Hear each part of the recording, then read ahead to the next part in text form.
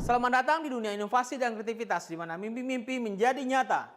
Kami, tim Hibah P3D, sekelompok individu yang bersatu untuk mengubah masa depan. Bismillahirrahmanirrahim. Assalamualaikum warahmatullahi wabarakatuh.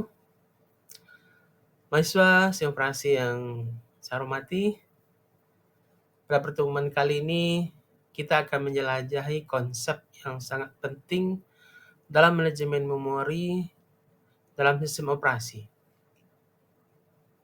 Kita akan membahas 3 metode pengalokasian berurut yang merupakan bagian krusial dari pengelolaan sumber daya memori. Metode-metode ini akan membantu kita memahami bagaimana sistem operasi mengatur dan membagikan ruang memori kepada berbagai proses. Pertama, kita akan memahami pengalokasian memori berurut dengan partisipasi statik, di mana ruang memori dibagi menjadi sejumlah partisi dengan ukuran tetap. Ini adalah konsep dasar yang akan membantu Anda memahami bagaimana beberapa sistem operasi klasik mengatur memori. Selanjutnya kita akan mengeksplorasi pengalokasian berurut dengan partisi dinamis, di mana ruang memori dialokasikan secara dinamis kepada proses-proses yang berjalan. Metode ini memberikan fleksibilitas yang lebih besar dalam menggunakan memori. Terakhir, kita akan membahas pengalokasian berurut dengan partisi body, yang merupakan metode pengalokasian berurut yang unik. Metode ini memanfaatkan konsep pembagian memori dalam bentuk pohon biner, yang akan kita bahas lebih lanjut. Dengan pemahaman yang kuat tentang ketiga metode pengalokasian ini, kita akan memiliki dasar yang solid untuk memahami bagaimana sistem operasi mengelola memori dan mengoptimalkan kinerja komputer Anda. Mari kita mulai perjalanan kita ke dalam pengelolaan memori berikut. Selamat belajar. Nah, pada pembahasan kali ini akan kita bahas dulu untuk alokasi memori yang berurut. Kita mulai dengan pengalokasian berurut dengan partisi yang statis. Pengalokasian memori utama secara berurut dengan partisi statis memiliki karakteristik yang pertama adalah memori dibagi menjadi partisi-partisi dengan ukuran yang tetap. Yang kedua, satu proses hanya menggunakan satu partisi. Jadi, jika proses sudah selesai, maka partisi tersebut dapat digunakan oleh proses yang lain. Yang ketiga, membutuhkan pengelolaan informasi mengenai partisi-partisi yang kosong yang siap untuk dialokasikan. Model alokasi berurut dengan partisi statis ini dapat dikategorikan berdasarkan ukuran partisinya. Yang pertama, itu partisi statis berukuran sama. Jadi setiap partisi itu memiliki ukuran yang sama besar. Kemudian yang kedua adalah partisi statis yang ukurannya tidak sama. Jadi ukuran setiap partisi itu berbeda-beda atau bervariasi. Ini adalah ilustrasi dari pengalokasian berurut dengan partisi yang statis ukuran sama. Dapat kalian lihat di sini bahwa ruang memori itu terbagi dalam ukuran yang sama besar. Misalkan saja masing-masing ukurannya adalah 256 KB. Seandainya saya punya dua proses A dengan besar 200 KB dan proses B sebesar 512 KB akan dialokasikan ke ruang memori ini. Proses A dapat dialokasikan pada partisi ruang memori yang paling atas. Nah, kalau untuk proses B, kira-kira akan dialokasikan kemana? Besar dari proses B adalah 512 kilo, sedangkan ukuran partisi itu masing-masing 256 KB. Nah, jadi ada beberapa kekurangan dari pemartisian statis yang ukurannya sama. Yang pertama adalah jika proses ukurannya lebih besar dari ukuran partisi, maka proses tersebut tidak dapat dialokasikan. Hal ini dapat diatasi dengan menggunakan mekanisme overlay, yaitu dibentuk semacam sliding windows di dalam partisi, di mana bagian lain program yang tidak dialokasi dapat secara bergantian menempati area sliding windows ini sesuai dengan kelangsungan eksekusi kode instruksi program tersebut. Namun, ini membuat eksekusi program menjadi kompleks dan hal ini perlu dihindari untuk perancangan sistem operasi yang baik. Kelemahan yang lainnya adalah jika ukuran proses lebih kecil dibandingkan ukuran partisi yang dialokasikan, maka akan terjadi fragmentasi internal. Seperti yang dapat dilihat pada gambar di sini. Ketika kita mengalokasikan proses A ke dalam partisi ruang memori, maka di sana akan ada sisa ruang memori yang tidak dapat digunakan. Nah, inilah yang disebut sebagai fragmentasi internal. Nah, fragmentasi internal ini termasuk ke dalam pemborosan ruang memori utama. Untuk mengatasi kekurangan dari pemartisian statis dengan ukuran sama, kemudian dikembangkanlah model pemartisian statis dengan ukuran yang berbeda yang akan kita bahas setelah ini. Pemartisian statis dengan ukuran tidak sama mengantisipasi beragamnya ukuran image proses. Proses berukuran kecil diusahakan dialokasikan ke partisi yang kecil, sedangkan proses yang berukuran besar diusahakan dialokasikan ke partisi yang besar sehingga fragmentasi internal dapat ditekan seminimal mungkin. Nah, pada pemartisian statis dengan ukuran berbeda, pengalokasian memori dapat dilakukan dengan dua jenis strategi seperti yang ditunjukkan pada gambar di sini. Yang pertama adalah satu antrian untuk setiap partisi dan yang kedua adalah satu antrian untuk seluruh partisi. Kita bahas satu persatu ya. Yang pertama untuk satu antrian untuk tiap partisi. Kalian bisa sambil melihat ya ke gambar yang ada di sini. Pada gambar A, tiap proses dialokasikan pada partisi dengan ukuran terkecil yang dapat memuat image proses. Jika partisi tersebut ternyata sudah ditempati oleh proses yang lain, maka proses baru tersebut akan dimasukkan ke dalam antrian untuk partisi tersebut.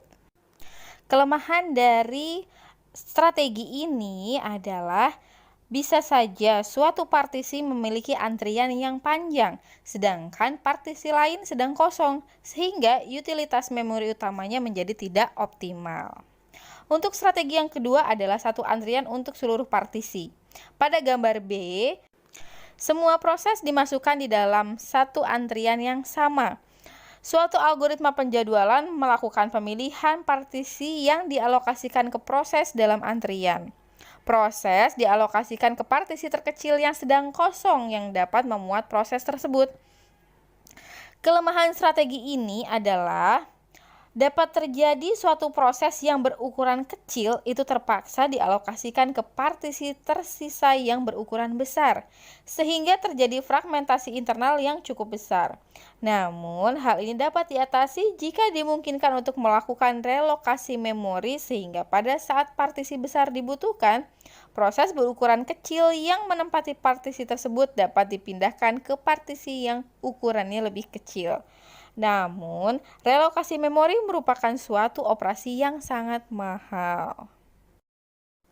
Oke, dari pengalokasian berurut dengan partisi statis, sekarang kita beranjak ke pengalokasian berurut dengan partisi yang dinamis.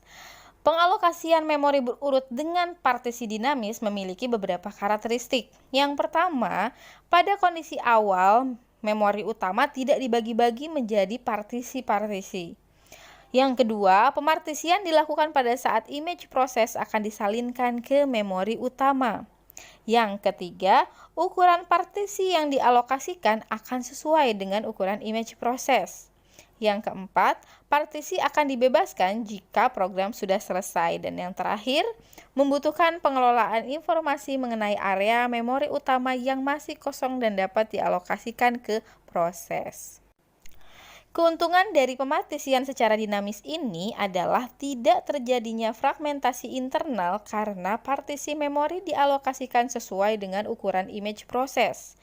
Pengalokasian dilakukan dengan mencari hole, yaitu suatu fragmen memori utama yang masih kosong, yang cukup besar untuk menampung ukuran image proses. Setelah terjadi alokasi, maka hole yang bersangkutan akan menjadi lebih kecil. Hole sisa tersebut kadangkala terlalu kecil untuk dapat dialokasikan ke proses lainnya, sehingga tidak dapat digunakan lagi. Nah, kejadian seperti ini yang disebut dengan fragmentasi eksternal, yang dapat kalian lihat contohnya pada gambar di keadaan awal dari memori utama yang belum dialokasikan pada sembarang proses pengguna. Bagian awal memori utama ditempati oleh kode instruksi sistem operasi, sedangkan sisanya dapat dialokasikan ke proses aplikasi pengguna. Kemudian pada gambar B, C, dan D berturut-turut menggambarkan alokasi dinamis dari image proses 1, 2, dan proses 3. Pada gambar E, digambarkan proses 2 telah selesai dan image prosesnya dipindahkan atau didealokasi dari ruang memori utama sehingga terbentuklah suatu hole kosong sebesar ukuran image proses 2 yang sudah selesai tadi. Kemudian pada gambar F, image proses 4 dialokasikan pada hole kosong yang ditinggalkan oleh proses 2. Nah, di sini terjadi yang namanya fragmentasi eksternal karena ada sisa ruang memori yang sangat kecil yang tidak bisa kita gunakan untuk menyimpan proses lain. Pada gambar G dan F, ini juga menggambarkan dealokasi dari proses 1 yang diikuti dengan alokasi dari proses 5 yang menempati hole kosong yang ditinggalkan oleh proses 1 yang juga menghasilkan suatu fragmentasi eksternal. Kalian sudah bisa membedakan belum apa perbedaan dari fragmentasi internal dan eksternal? Ya beda internal sama eksternalnya sih, tapi kenapa sih kok dia dikasih nama internal dan dikasih nama eksternal? Untuk yang tahu jawabannya boleh dituliskan pada kolom komentar ya. Akan ada nilai spesial dari saya untuk kalian yang menjawab dengan benar. Nah, fragmentasi eksternal ini adalah kekurangan dari pengalokasian berurut dengan partisi dinamis. Nah, bagaimana sih cara untuk mengatasi adanya fragmentasi eksternal? Jadi salah satu cara yang dapat dilakukan adalah dengan memory compaction.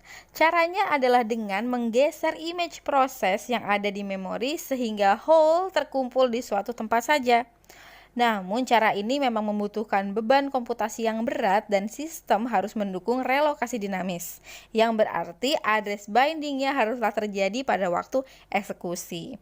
Nah, pada gambar di sini, ini menjelaskan berbagai kemungkinan mekanisme memory compaction pada suatu kasus alokasi memori beserta beban komputasi yang dibutuhkannya.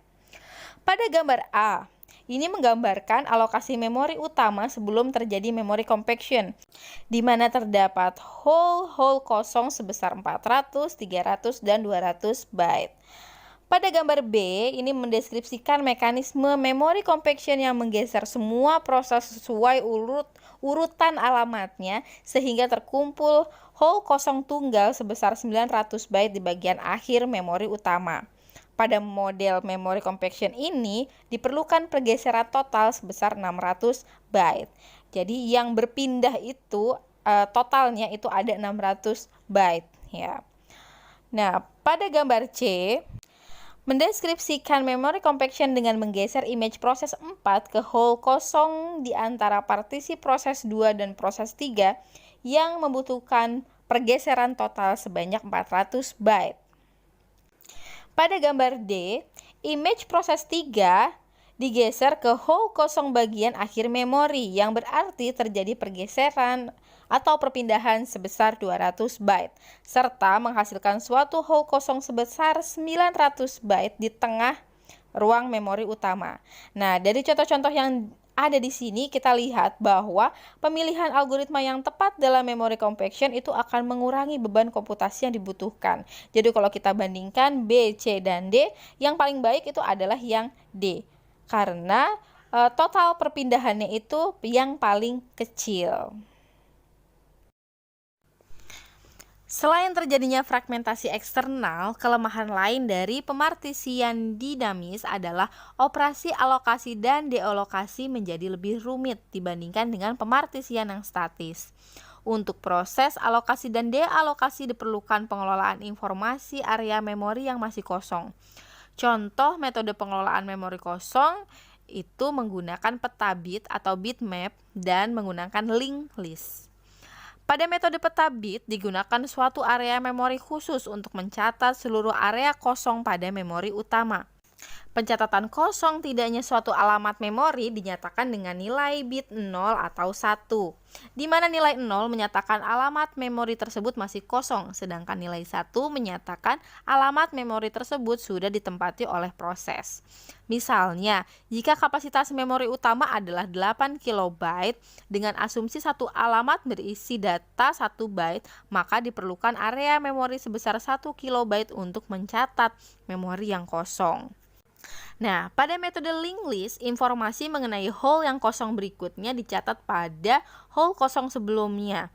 Informasi mengenai besarnya ukuran hole yang kosong serta pointer atau referensi ke hole kosong berikutnya diletakkan di awal dari suatu hole yang kosong.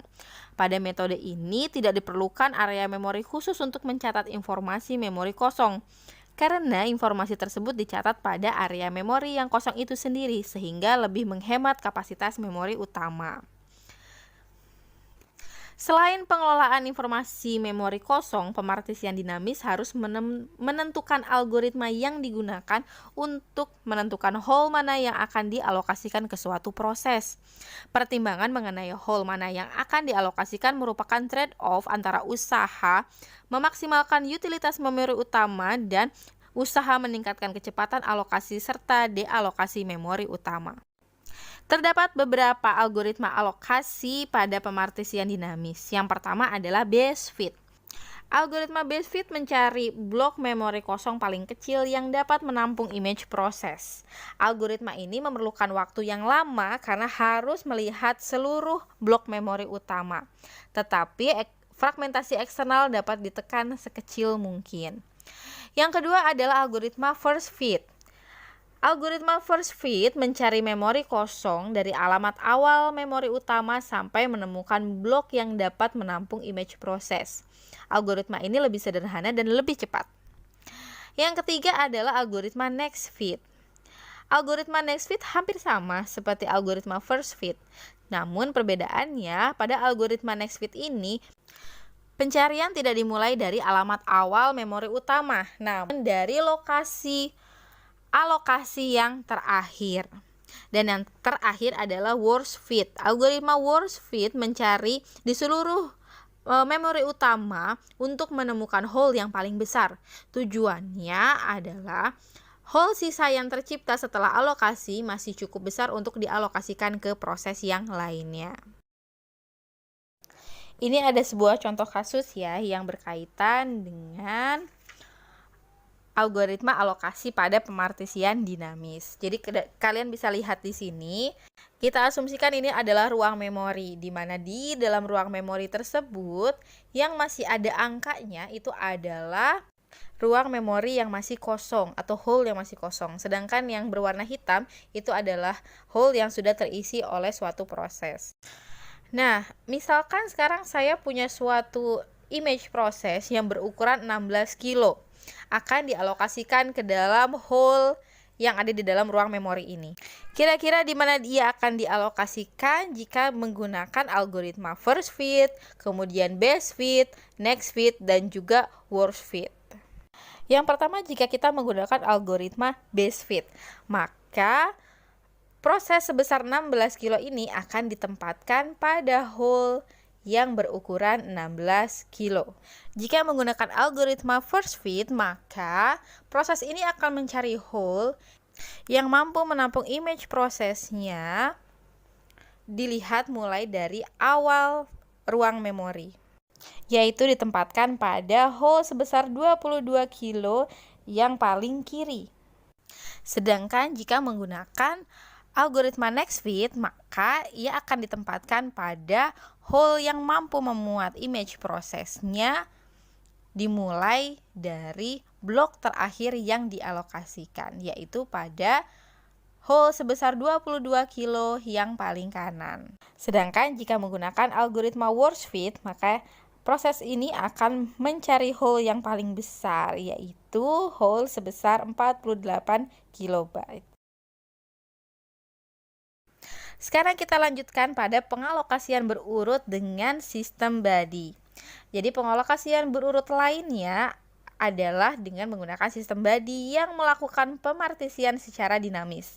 Hal khusus pada sistem body adalah partisi yang terbentuk itu berukuran sebesar bilangan pangkat 2, seperti 2, 4, 8, 16, dan seterusnya. Alokasi memori pada sistem body adalah yang pertama menentukan ukuran partisi. Jadi jika suatu proses baru akan di-load, maka akan ditentukan ukuran partisi yang akan dibuat ataupun digunakan untuk menampung image proses. Ukuran partisi tersebut adalah bilangan pangkat 2 terkecil yang dapat memuat proses tersebut. Misalnya, ukuran image proses adalah 12 KB, maka ukuran partisi yang akan digunakan adalah berukuran 16 KB atau 2 pangkat 4. Yang selanjutnya adalah pengalokasian, yaitu mencari hole yang besarnya seukuran dengan perhitungan yang sudah kita hitung tadi. Jika ternyata tidak ada, maka sistem body akan mencari hole yang berukuran sedikit lebih besar dan kemudian memecahnya secara bertahap sehingga didapatkan hole dengan ukuran yang sudah kita perhitungkan tadi. Pemecahan hole tetap mengikuti aturan ukuran bilangan pangkat 2. Misalnya untuk kasus image proses berukuran 12 kilo dan hole yang paling kecil adalah 64 KB. Maka pertama hole tersebut dipecah menjadi 2 partisi. Masing-masing partisi berukuran 32 KB. Nah, selanjutnya partisi 32 KB yang pertama itu dipecah lagi menjadi 2 partisi yang masing-masing sebesar 16 KB. Partisi 16 KB pertama itulah yang kemudian dialokasikan untuk image proses berukuran 12 KB tadi. Nah, sistem body ini memiliki kekurangan yaitu adanya fragmentasi internal yang kerap terjadi. Sedangkan kelebihannya adalah dialokasi proses dapat dilakukan dengan cepat karena ukuran dan posisi partisi senantiasa dapat ditentukan dengan cepat dengan menggunakan aturan pemangkatan bilangan 2. Nah, ini adalah contoh pengalokasian dengan menggunakan sistem body. Misalkan kita memiliki satu blok ruang memori yang ukurannya adalah 1 MB. Kemudian ada proses A. Proses A ini sebesar 80 KB. Berarti kita harus menghitung bilangan 2 pangkat berapa yang bisa memuat proses A. Berarti 2 pangkat 6 atau 128 KB. Nah, maka kita harus memecah blok memori yang sebesar 1 MB ini sampai ketemu ada hole sebesar 128 KB. Ya, pertama kita bagi 2 dulu, masing-masing akan berukuran 512. Kemudian 512 yang pertama ini kita pecah lagi sampai masing-masing berukuran 256. Nah, 256 yang pertama kita pecah lagi sampai dapat hole yang ukurannya 128. Maka kita bisa alokasikan proses A di sana. Yang selanjutnya adalah proses B. Di sini proses B ukurannya adalah 210. Di sini ada kesalahan ya, harusnya kilo. Jadi 210 KB. Nah, tadi kita sudah punya pecahan hole yang besarnya 256 ya. Nah, kita bisa langsung alokasikan proses B ini di sana. Kemudian yang selanjutnya adalah proses C. Proses C itu besarnya adalah 55 KB. Nah, berarti kita bisa letakkan proses C ini di hole yang besarnya 64 KB. Karena hole yang besarnya 64 KB belum ada, maka di sini ada hole yang sebesar 128 bisa kita bagi menjadi masing-masing 64 KB. Nah, kita bisa alokasikan proses C itu di sana. Yang selanjutnya proses A telah selesai, berarti kemudian kita rilis proses A atau kita dialokasikan dari ruang memori. Sehingga saat ini ruang memori yang tadi digunakan oleh proses A sudah kosong. Kemudian datang proses D ya. Proses D ini ukurannya 45 KB. Berarti kan bisa kita simpan di hole yang berukuran 64 KB. Kalau kita lihat mulai dari awal ruang memori ini kan adanya itu yang kosong 128 KB ya. Maka kita pecah 128 ini menjadi masing-masing 64 dan kita bisa alokasikan proses D di 64 yang pertama. Selanjutnya proses C itu selesai. Karena proses C itu sudah dialokasi dari ruang memori, maka 64 KB yang tadi digunakan sekarang sudah kosong. Nah, di sini terdapat 2 hole sebesar 64 KB yang memang tadi hasil dari pemecahan ya. Nah, karena dua-duanya sudah kosong, maka kedua hole berukuran 64 itu dapat bergabung kembali menjadi berukuran 128 KB. Jadi untuk penggabungannya lagi itu juga harus mengikuti aturan bilangan pangkat 2 ya. Kemudian proses D selesai dan juga didealokasikan dari ruang memori. Berarti tadi ia menempati ruang sebesar 64 kilo yang paling kiri itu ya. Nah, di sini juga terdapat 2 hole yang berukuran 64 kilo yang kosong. Maka kedua hole tersebut dapat bergabung menjadi 128 dan ada 2 hole 128 yang kosong dapat bergabung menjadi 256. Nah, nanti ketika proses B sudah selesai, maka dia akan didealokasikan dari ruang memori. Nah, kemudian 2 hole 256 ini dapat digabungkan menjadi 512 dan 2 hole 512 ini dapat bergabung kembali menjadi 1 mega. Terima kasih telah mengikuti pembelajaran tentang pengalokasian berurut dengan partisi statik, pengalokasian berurut dengan partisi dinamis, dan pengalokasian berurut dengan partisi body dalam sistem operasi. Sekarang Anda memiliki pemahaman yang lebih baik tentang bagaimana sistem operasi mengelola memori. Lanjutkan penjelajahan Anda dalam topik ini, karena pemahaman yang mendalam akan menjadi dasar yang kuat dalam studi Anda. Terima kasih atas perhatian Anda hari ini. Selamat belajar dan semoga sukses dalam studi berikutnya.